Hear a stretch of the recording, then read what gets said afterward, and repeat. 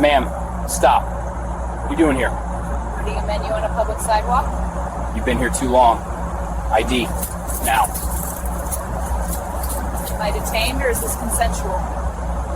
Turn around. Let's state the crime. The body camera recording started 30 seconds before the patrol car even came to a complete stop, buffering the video that would eventually cost the city of Charleston nearly $1 million. Officer Kyle Vance, 29 years old and eager to make his mark on the force, saw a figure standing on the sidewalk and immediately decided that something was wrong. But Officer Vance had absolutely no idea that the woman he was staring at, the woman he was about to accuse of loitering, was Dr. Evelyn Thorne. He didn't know that she had graduated top of her class from Yale Law School. He didn't know that she had spent 15 years as a ferocious civil rights litigator before accepting a tenured position at the state's most prestigious law school.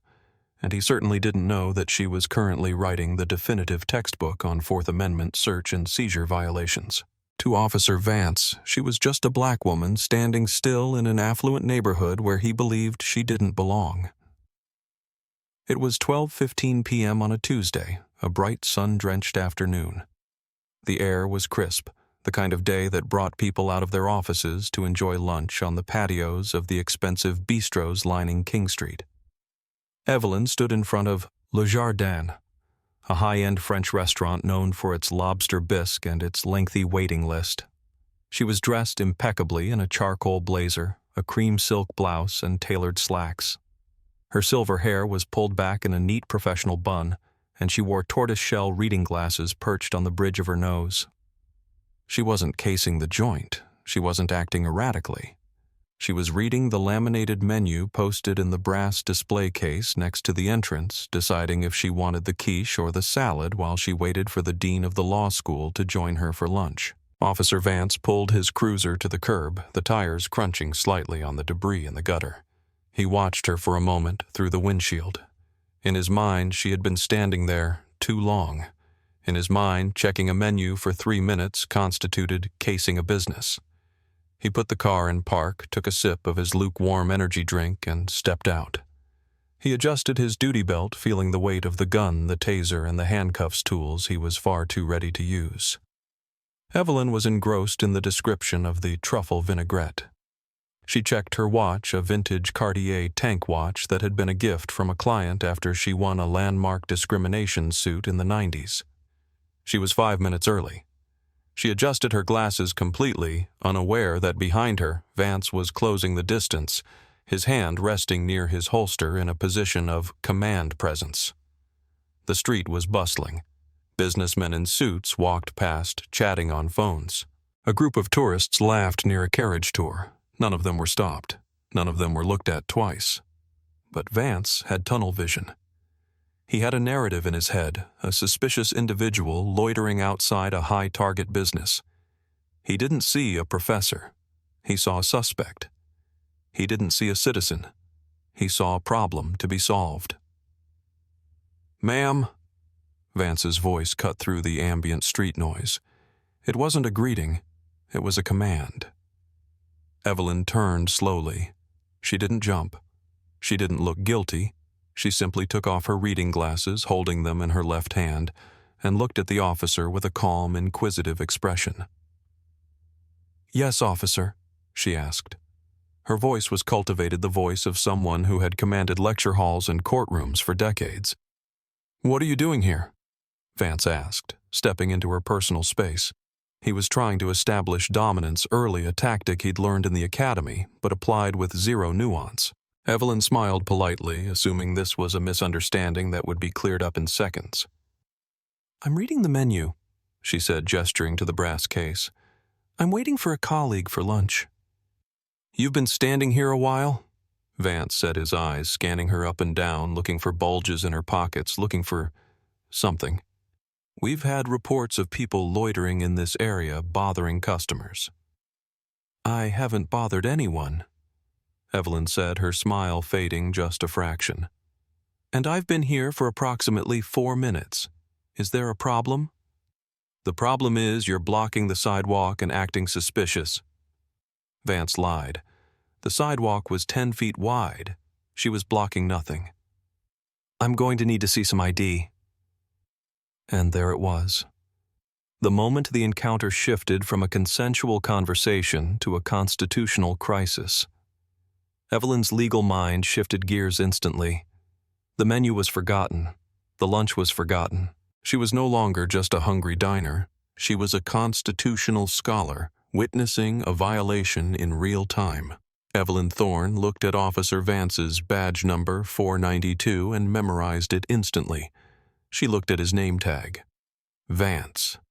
She studied his face, young, perhaps late 20s, jaw set, tight eyes hidden behind Oakley sunglasses even though he was in the shade of the awning. She recognized the posture. It was the posture of a man who was used to compliance and didn't know how to handle anything else. "Officer Vance." Evelyn said, her voice dropping an octave, becoming the voice she used when a law student gave a particularly ill-conceived answer in her Constitutional Law 101 seminar. "I am not blocking the sidewalk. I am standing on public property engaging in a lawful activity reading a menu. You are asking for my identification. Am I being detained, or is this a consensual encounter?" Vance blinked. He wasn't expecting vocabulary like consensual encounter. He was expecting nervousness, stuttering, or anger. He didn't know how to process calm, analytical pushback. "I asked for your ID," Vance repeated louder this time, stepping closer. "I'm investigating a suspicious person. You fit the description." "What description?" Evelyn asked. "Specifically, was there a call? Did the dispatcher describe a 58-year-old woman in a charcoal blazer reading a menu? Or are you operating on a vague notion of suspicious that you cannot articulate?" "Ma'am, stop playing games," Vance snapped. His hand moved closer to his handcuffs. "You're loitering. That's a crime. Now hand over your ID so I can run you and make sure you don't have warrants." Evelyn held her ground. She knew the law better than she knew her own siblings. Under Brown v. Texas and the state's specific statutes, she was not obligated to identify herself unless the officer had a reasonable, articulable suspicion that she had committed, was committing, or was about to commit a crime. Loitering required intent to commit a crime or obstruct passage. She was doing neither. "Officer, I am declining your request," Evelyn said clearly. "I have committed no crime. Mere presence on a public sidewalk is not a crime. Unless you can articulate a specific crime you suspect me of, I am under no obligation to identify myself. This is a Terry stop, and you lack the requisite reasonable suspicion to demand identification." Vance's face flushed red. He felt his authority slipping away. In his mind, refusal was resistance. Refusal was guilt. Why would she hide her name if she wasn't a criminal? He didn't understand that for Evelyn this wasn't about hiding. It was about the principle of the Fourth Amendment. It was about the rights she had spent 30 years defending. "You're obstructing an investigation," Vance said, falling back on the catch-all charge bad cops love to use. "If you don't provide ID, I'm going to arrest you for failure to identify and obstruction."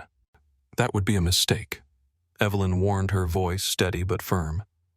"A very expensive mistake for the city. I am asking you to de-escalate, step back, and realize that you are harassing a citizen who is simply waiting for lunch. You have no probable cause." "Last chance," Vance said, reaching for his radio. "ID, now." "No," Evelyn said. Passers-by were starting to slow down. The sight of a uniformed officer aggressively confronting a well-dressed older woman was drawing attention. A young man in a hoodie stopped about 20 feet away and pulled out his phone. He held it up the camera lens, pointing directly at Vance. Evelyn noticed him and gave a subtle nod. Good, she thought. The more eyes, the better. Vance noticed the camera too, and it only made him more rigid. He felt like he was on a stage, and he couldn't let the audience see him back down to a suspect. He had to win. He had to enforce his will. "Turn around," Vance barked. "Put your hands behind your back." I am under arrest, Evelyn asked, not moving. For what offense? Failure to identify. Disobeying a lawful order. Disorderly conduct.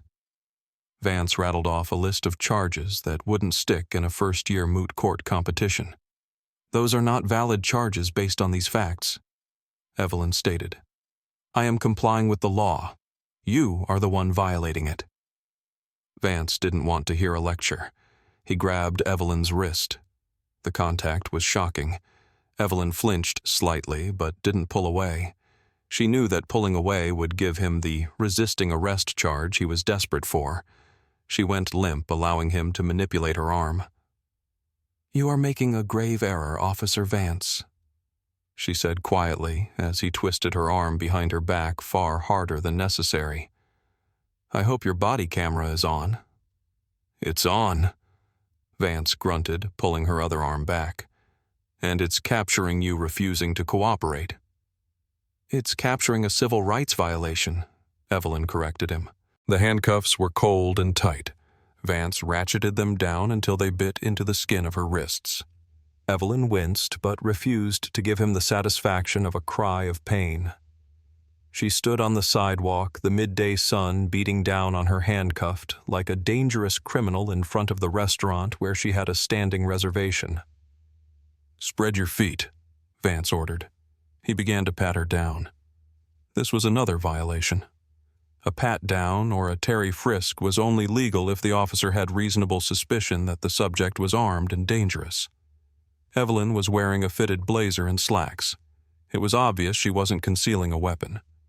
Vance was doing this to humiliate her, to assert control over her body because he couldn't control her mind. Officer, Evelyn said, her voice projecting so the bystanders could hear. You are conducting a search without probable cause. You have no reason to believe I am armed. You are violating the Fourth Amendment of the United States Constitution. Arizona v. Johnson is quite clear on this. Stop talking lawyers at me, Vance shouted. He was patting down her pockets, feeling for a wallet. He wanted her ID. He wanted to prove he was right. I'm not talking lawyers, Evelyn said calmly. I am stating the law. You are stripping me of my rights because your ego is bruised. You are not searching for weapons. You are searching for identification, which is an illegal search incident to an unlawful arrest. The crowd was growing. A woman in a business suit stopped and looked horrified. Officer, is that necessary? She called out. She's just an older lady. Back up, Vance yelled at the crowd, his hand dropping to his taser holster. This is an active investigation. Back up or you'll be arrested for interference. Evelyn looked at the woman who had spoken. Thank you, she said. Please stay. Please record this. Vance finished the pat-down. He found her wallet in her blazer pocket. He pulled it out, a smirk touching his lips. He had won. He had the ID. Let's see who you really are, Vance muttered. He flipped the wallet open. He ignored the cash, the credit cards. He went straight for the driver's license. He pulled it out. Evelyn Marie Thorne. He looked at the address. It was in the historic district, a multi-million-dollar home. That didn't fit his narrative. He frowned. He looked at the other cards in the wallet. There was a Platinum American Express. There was a membership card to the High Museum of Art. And then there was a card that looked official. It was her State Bar Association card. Attorney at law. Active status. Vance paused. A lawyer. That explained the mouth, but lots of people claimed to be lawyers. He'd arrested lawyers before. They usually shut up once the cuffs were on. This one was different. So, you're a lawyer, Vance said, shoving the wallet into his own pocket. You should know better than to obstruct police. And you, Evelyn replied, should know the difference between obstruction and the exercise of rights. You have now seized my personal property without a warrant. You have detained me without suspicion. You have arrested me without cause. Do you know what qualified immunity is, Officer Vance? I know what it is, he scoffed. Good. because you just lost yours. In Harlow v. Fitzgerald, the Supreme Court ruled that government officials are only immune if their conduct does not violate clearly established statutory or constitutional rights. Every action you have taken in the last 7 minutes is a violation of clearly established law. You will be personally liable for this. Vance felt a prick of doubt, a cold drop of sweat rolling down his back. But he was too deep in. He couldn't uncuff her now and say, "My bad." He had to ride this out. He had to book her. He had to make the charges stick. "Walk," Vance said, grabbing her arm and shoving her toward the patrol car. "I am walking," Evelyn said. "And I am memorizing." As he pushed her toward the back seat of the cruiser, the dean of the law school, Robert Sterling, rounded the corner. He was a tall man with a shock of white hair. He stopped dead in his tracks. He saw his star professor, his colleague of 20 years, being shoved into a police car. "Evelyn!" Robert shouted, running forward. "What is going on?" "Robert," Evelyn said calmly as Vance pushed her head down to get her into the car. "Please call the police chief and call my husband. Tell them I'm being arrested by Officer Vance Badge 492 for the crime of waiting for lunch." "Back up, sir," Vance yelled at the dean. "That is Dr. Evelyn Thorne." Robert yelled, his face turning purple. "She is a law professor. What are you doing?" "I'm doing my job." Vance slammed the door shut, cutting off the conversation. He breathed heavily, staring at the closed door. He had a bad feeling in his gut, but he pushed it down. He walked around to the driver's seat, ignoring the phones pointing at him from every direction. The back of the patrol car was a cage. The hard plastic seat was designed to be uncomfortable. It forced the body into an awkward angle, especially with hands cuffed behind the back. Evelyn shifted, trying to alleviate the pressure on her shoulders. The car smelled of stale coffee, industrial cleaner, and old sweat. It was the smell of misery. Vance got into the driver's seat. He didn't look at her in the rearview mirror. He was furiously typing into his mobile data terminal, initiating the arrest report. He needed to get the narrative into the system before anyone else did. Subject observed loitering. Subject became belligerent. Subject refused lawful order. He typed the words, trying to convince himself they were true. Outside, the scene was chaotic. Dean Robert Sterling was on his phone screaming at someone. The bystanders were uploading their videos to TikTok, to Twitter, to Instagram. The hashtags were already forming. Hashtag shopping while black, # police brutality, # Charleston PD. Evelyn sat in silence. She closed her eyes for a moment, centering herself. She wasn't afraid. Fear was for the unknown. She knew exactly what was happening. She knew the statutes. She knew the case law. She knew the procedure. She was in her element even if she was in chains. She was gathering evidence. "You comfortable back there?" Vance asked, his voice dripping with sarcasm. He started the engine. Evelyn didn't answer. She had invoked her right to remain silent, and she meant it. She knew the in-car camera was recording audio. Any sound she made, any complaint, could be twisted. Silence was her shield. "Not so talkative now, huh?" Vance taunted. He pulled the car out into traffic, hitting the sirens unnecessarily to clear an intersection. He wanted to feel powerful again. The drive to the station took 15 minutes. Vance kept glancing in the rearview mirror, waiting for her to beg, to cry, to ask for a supervisor. Most people did. They bargained. "Officer, I can't go to jail. I have kids. Officer, please, I'll lose my job." Evelyn just stared out the window, watching the city pass by. She saw the familiar streets where she had walked as a free woman an hour ago. She thought about her students. She was scheduled to teach a seminar on civil rights litigation at 4:30 p.m. She probably wouldn't make it. Well, she thought, this will be a much more effective lesson than any lecture I could give. She focused on Vance. She watched his eyes in the mirror. He looked nervous. He was checking his phone at red lights. He was chewing his lip. The adrenaline was fading, and the reality of the dean's words was sinking in. Law professor, Dr. Evelyn Thorne. You know, Vance said, breaking the silence again as they approached the precinct. If you had just shown me your ID, none of this would have happened. You did this to yourself. It was the classic abuser's logic. Look what you made me do. Evelyn remained silent. She looked at the camera mounted on the dash cage. She stared directly into the lens, her expression unyielding. She let the silence stretch heavy and suffocating for the young officer. He turned on the radio to drown out the quiet, but it didn't help. The silence from the back seat was louder than any siren. The cruiser turned into the underground sally port of the central precinct. The heavy metal gate rolled down behind them, sealing them in the concrete belly of the station. Vance parked the car and killed the engine. He took a deep breath, steeling himself. He had to process her. He had to go through with it. He opened the back door. Let's go. He helped her out, his grip slightly less aggressive than before. He walked her toward the intake door. The sally port was cold and echoed with the sounds of other officers and clanking chains. Face the wall, Vance ordered as they reached the intake counter. He began to remove the handcuffs. Evelyn rubbed her wrists as the metal clicked open. Deep red indentations ringed her skin.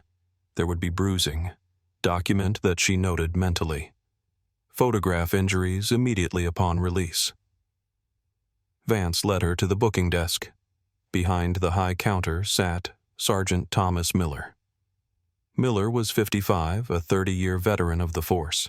He had gray hair, tired eyes, and he had seen every kind of criminal and every kind of bad cop the city had to offer.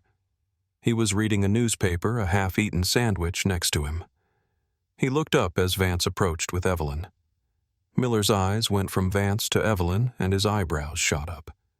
He didn't see a junkie. He didn't see a prostitute. He didn't see a gang member.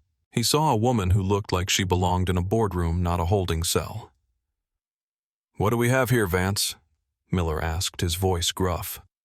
"Disorderly conduct, failure to identify, obstruction," Vance said, placing Evelyn's wallet and phone on the counter. "Refuse to cooperate with a suspicious person. Stop." Miller looked at Evelyn. "That true, ma'am?" Evelyn looked at Miller. "I was reading a menu at Le Jardin, Sergeant. Officer Vance demanded identification without reasonable suspicion. I declined. He arrested me." Miller paused. He looked at Vance. "Le Jardin, you arrested a lady for standing outside a French restaurant at lunchtime. She was loitering," Vance insisted defensively. "She wouldn't ID." Miller sighed. He reached for the wallet. He opened it to begin the inventory.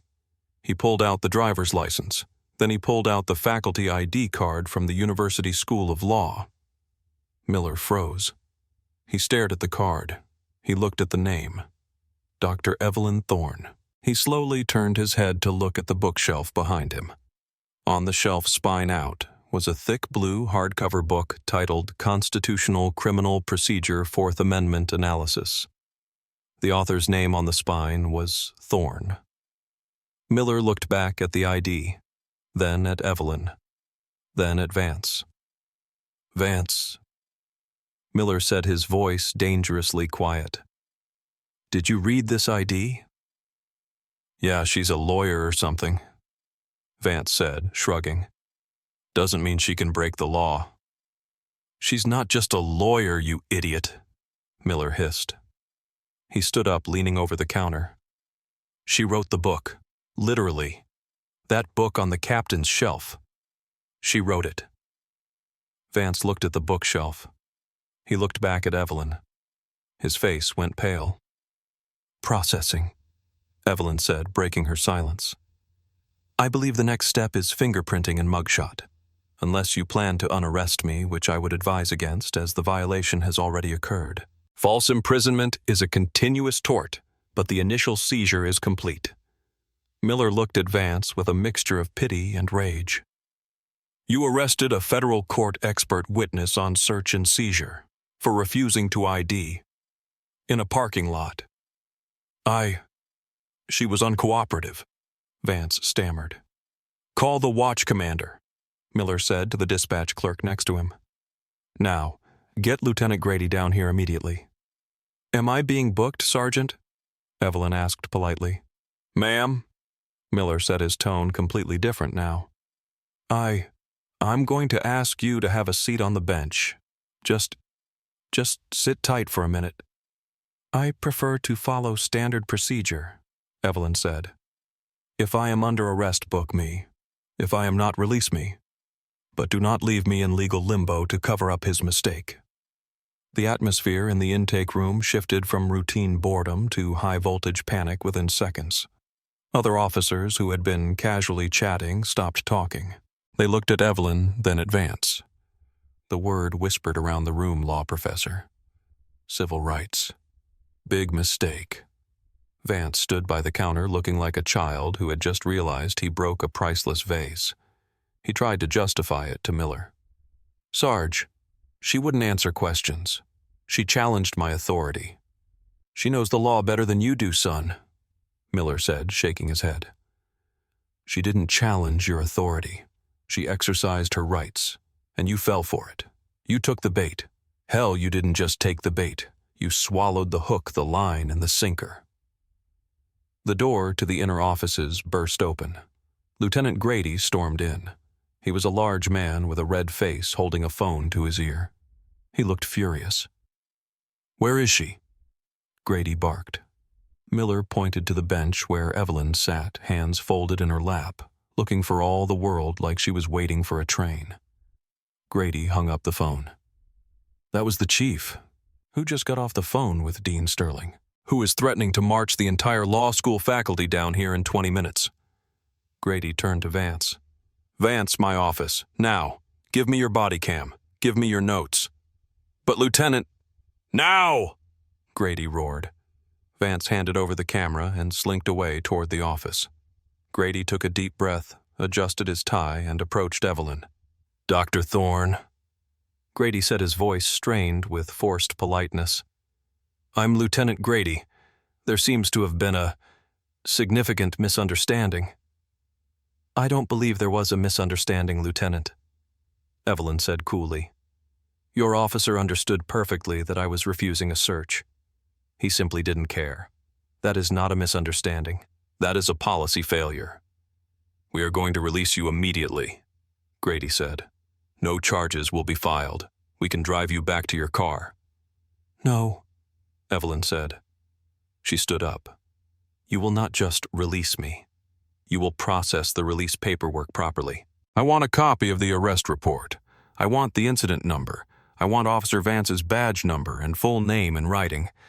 And I want the preservation order for the body camera footage, cam footage, and precinct surveillance footage signed by you right now." Grady blinked. "Dr. Thorne, we can handle the paperwork later. We just want to get you home." "I am not going home," Evelyn said. "I am going to the federal courthouse to file a 1983 complaint. And I need my evidence, unless you are refusing to provide me with the documentation of my own arrest." Grady knew when he was beaten. Okay. Sergeant Miller, get her everything she wants. Make copies, certified copies." As Miller worked the printer, the phone at the desk rang again. Miller answered it. "Central Precinct. Who?" "The mayor." Miller covered the mouthpiece. "Lieutenant, it's the mayor." Grady closed his eyes. "I'll take it in my office." Evelyn watched them scramble. It was a chaotic dance of damage control. They were terrified. Not because they had violated a citizen's rights. They did that every day to people who couldn't fight back, but because they had violated the wrong citizen's rights. They were afraid of her power, not her humanity, and that Evelyn thought was exactly the problem she was going to fix. By the time Evelyn walked out of the precinct 45 minutes later, the sun was still shining, but the world had changed. A small crowd had gathered outside the station. Reporters with cameras, students from the law school holding signs. Dean Sterling was there looking anxious. When Evelyn emerged clutching a manila envelope with her arrest documentation, the cameras flashed.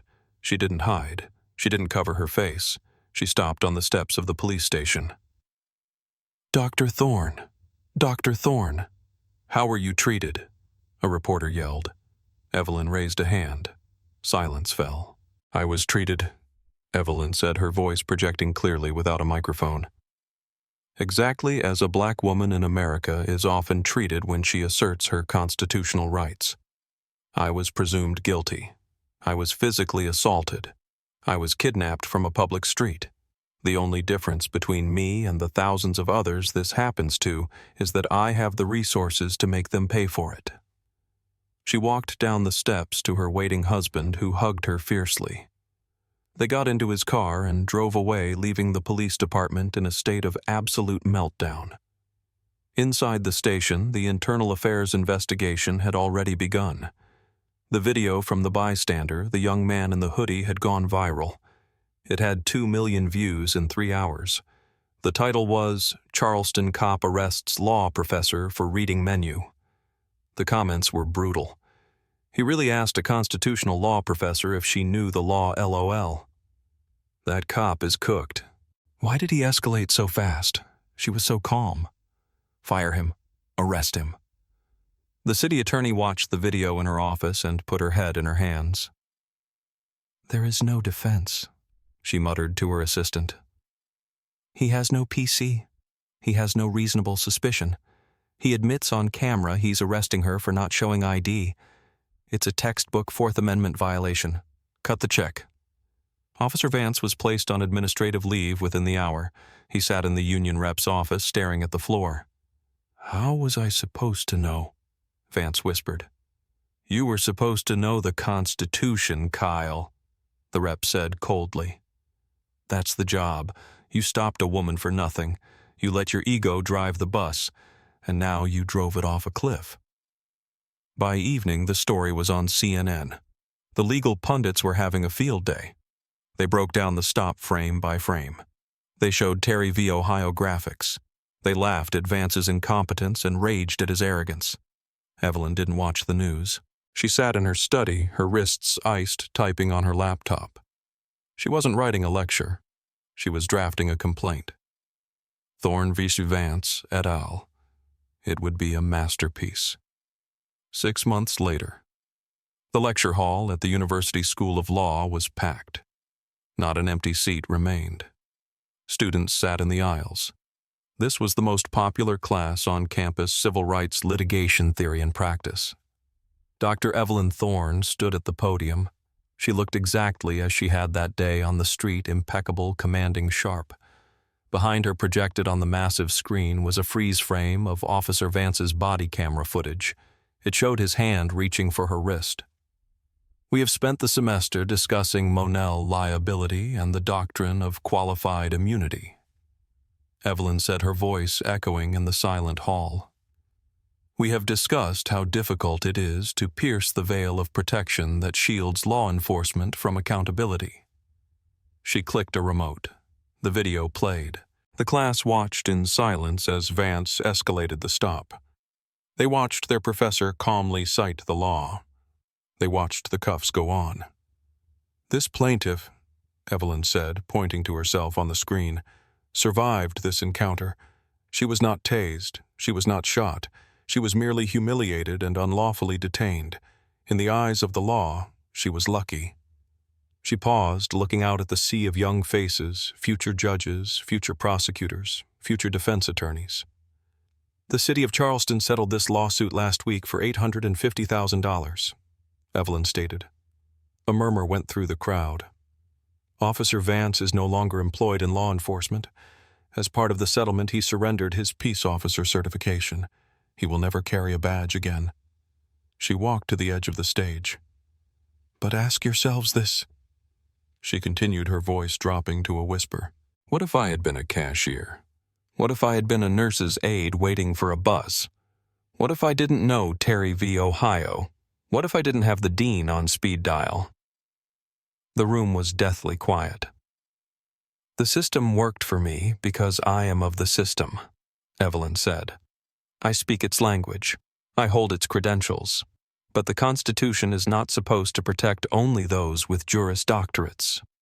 It is supposed to protect the cashier, the nurse, the student, the unsuspecting citizen reading a menu. She turned off the screen. The image of Officer Vance faded to black.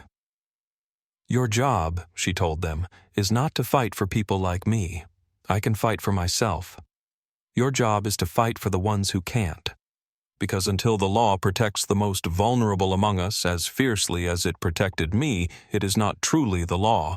It is just a tool of the powerful." Evelyn gathered her notes. "Class dismissed." The students didn't leave immediately. They sat there absorbing the weight of the lesson. Evelyn walked out of the hall, her heels clicking on the marble floor. She walked out into the bright afternoon sun, the same sun that had shone on her arrest. She took a deep breath of fresh air. She was free. But she knew that somewhere in another parking lot in another city, another Officer Vance was stepping out of a car, looking at someone who didn't look like they belonged and preparing to destroy a life. And she knew she had more work to do. Thank you for reading this story. It's easy to cheer when a bully gets taken down by someone stronger, but this story asks a harder question. What happens when the victim isn't a legal expert? How many people are sitting in jail right now just because they didn't know the magic words to say to an arrogant officer? Let me know in the comments. Do you think police officers should be required to carry personal liability insurance so taxpayers don't have to foot the bill for their misconduct? If you were in Evelyn's shoes, would you have remained silent, or would you have lost your temper? If you believe in holding power accountable, please like this video and subscribe. We tell the stories that the system tries to hide.